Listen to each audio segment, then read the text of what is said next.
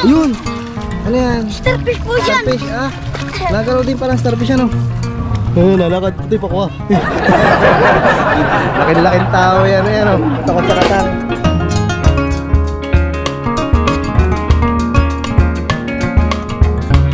Nilipat ko na dito mga part yung ano,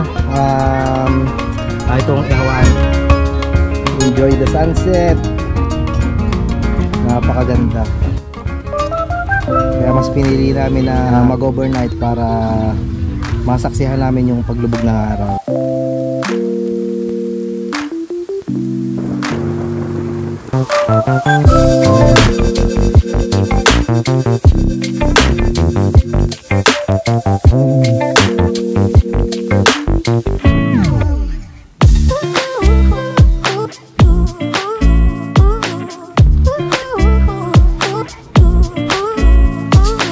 Okay, touchdown Shirakimbe Beach Resort dito sa Lubo, Sawang, Batangas. So yan, nandito ulit kami.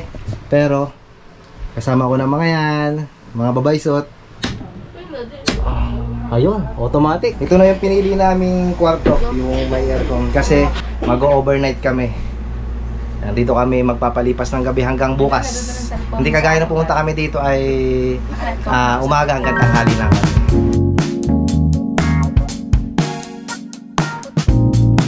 Matagal ko na pa nag-iisipan kung paano ko makakasama ang pamilya sa mga gantong out of town. Kasi kalimitan ay si Mami, ang aking kasama, o kaya yung dalawang bata lang. Kasi motorsiklo nga lang ating sasakyan. Kaya mamimili lang ako kung sino ang aking sasama. So ngayon mga part ay yun, kagaya na sabi ko kanina, ay kasama ko ang aking mag-iina ngayon dito sa Bayan ng Lubo. At nandito tayo sa Barangay Sawang, dito sa Shirakimbe Beach Resort. So yun, kung paano kami nakarating dito, ayun. Buhat sa bahay ay kami ay sumita ng tricycle, tapos nagpahatid kami dun sa terminal ng biyaheng Lubo. So from doon sa terminal abot dito sa Bayan ng Lubo ay siguro mga 1 oras mahigit ang biyahe bago makarating dito. So yun, kagaya ng dinadaanan natin nung nakaraan nung nagpunta tayo dito ay doon tayo dumaan sa parteng kabundukan. So hindi ko na lang masyadong na-vlog yung kasi nasa loob kami ng jeep. Kaya ayun, naging na lang yung mismong pagdating namin doon sa may palengke ng Lubo sa pagbaba namin ng jeep. Bebe! Kaya pa? Touchdown Lubo. Marating si Lubo sa Lubo. Bebe, basahin mo. Bebe!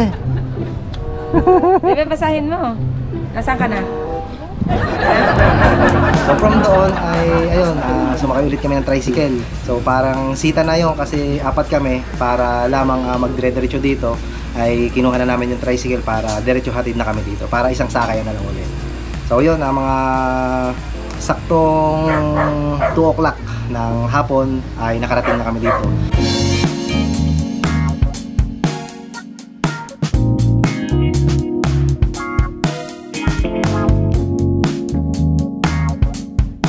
So itong aming room na ito ay naitawag ko na kay tita dun sa may-ari nung nakaraan pa. Siguro binuko ito ay siguro mga 2 weeks before. Sinabi ko na kami dito, pumunta kami dito.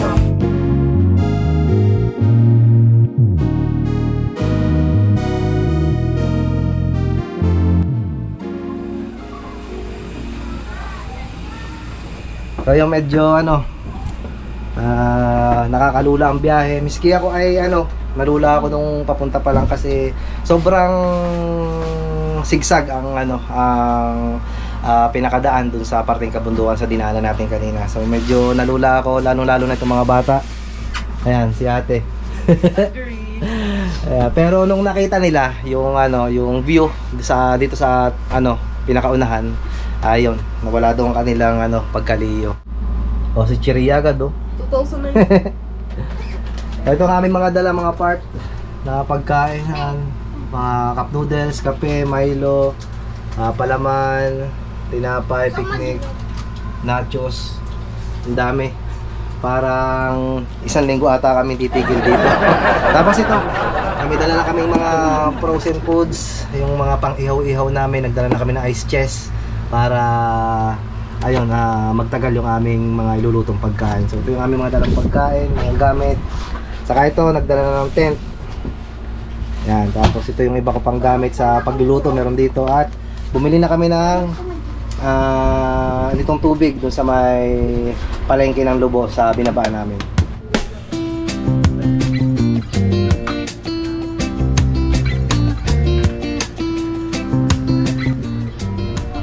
Dala natin yung bakit yung papagaw ng sandcastle sana all. 3 o'clock ng hapon. Medyo may kainitan pa mga part. Mami, pwede Kaya tambay-tambay muna kami. Medyo mainit. Mga parting ano, mga 5 ngayon. Kasi pababa din ng ano ang araw. So mas magandang tiyempo kapag umaga. Kasi nasa silangan ng ano dito sa kabila ang sikat ng araw. Sobrang malilim diyan sa harap. Kanina ko pa nakikita itong mga bata. May para may kinukuha dito. Tatanong ko kung ano.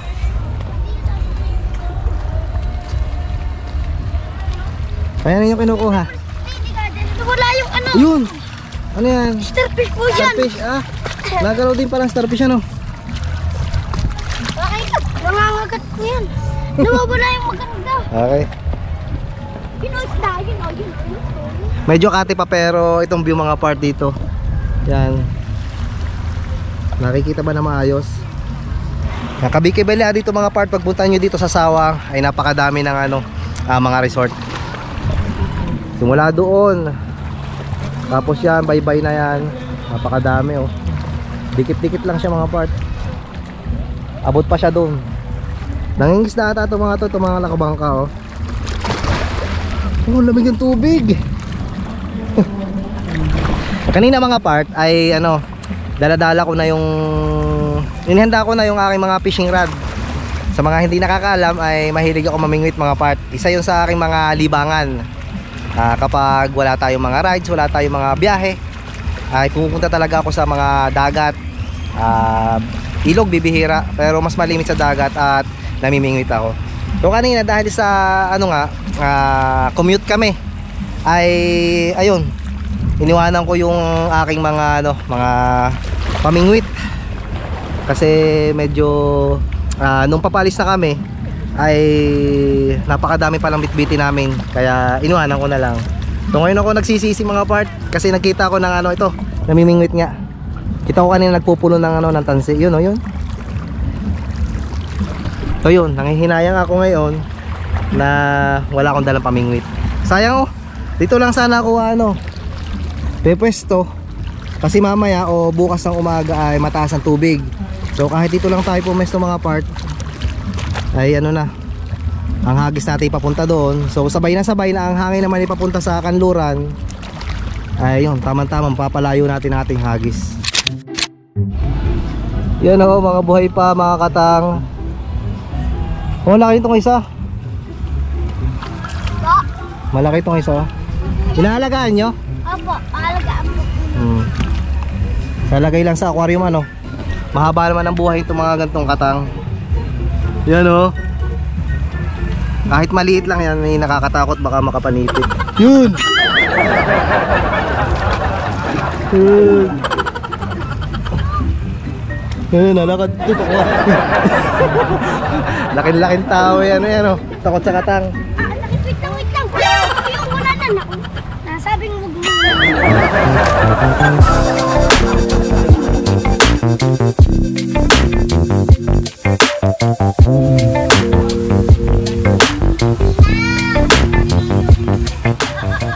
Nilipat ko na dito mga part yung ano, itong ihawan. Nagpaalam ako kay ano, kay tita kanina. So ito ay nandun. So dahil sa harapan ito ng aming ano, pinaka-cottage, dito ako maglalagay. Tapos dito ko planong ilagay mamaya yung ano, maglalagay ako ng pet dito.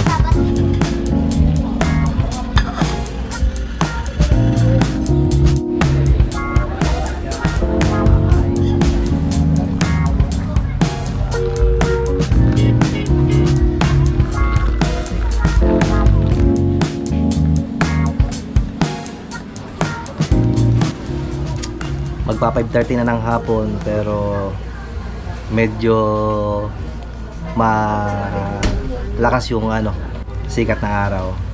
So magkakape lang kami, magme-merienda. Tapos maya-maya na kaunti ay maghahanda kami ng mga pang-ihaw-ihaw para sa pangulam mamaya.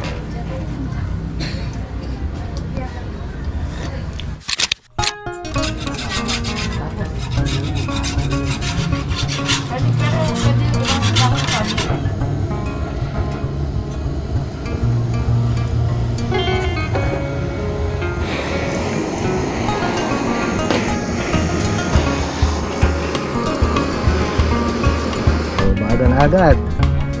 Mas pinabilis ang ating pagbabaga dahil ng ating fire gun.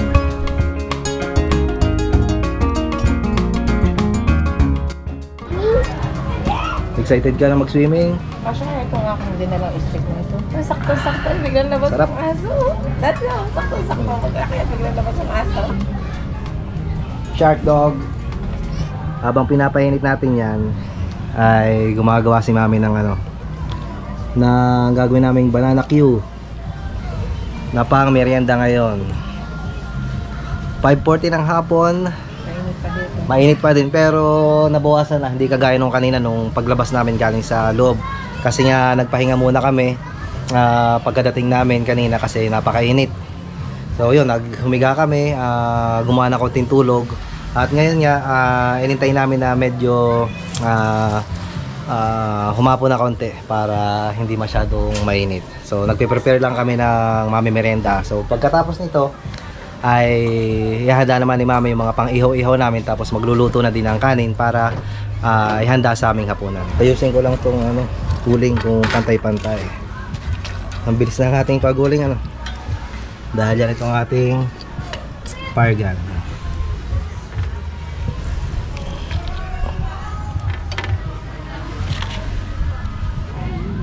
Okay, tapos na ating finished product.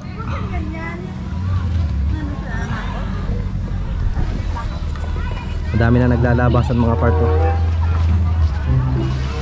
Ang ganda naman ang ang ganda ng sunset mga part. Ano bang oras na? 5:49 ng hapon.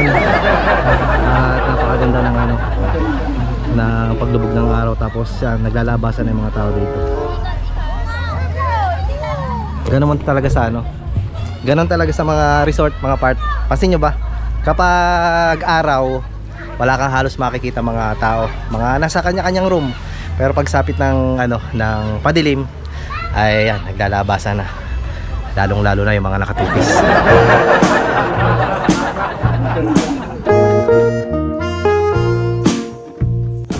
Okay, ready na ang ating barbecue. Nakatuhog na, tinuhog na ni mami. So after no ating banana Q, ito naman.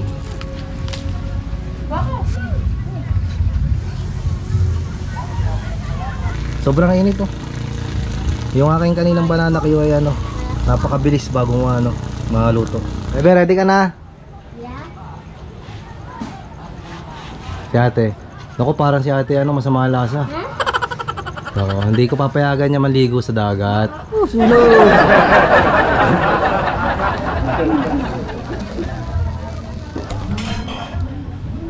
Ayun, lubog ng araw. Enjoy the sunset. Napakaganda. Kaya mas pinili namin na mag-overnight para masaksihan namin yung paglubog ng araw.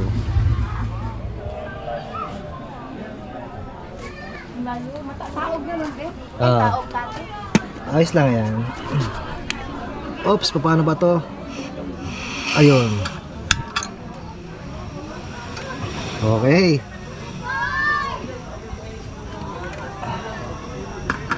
Siyempre kung may ulamin tayo, dapat may kanin.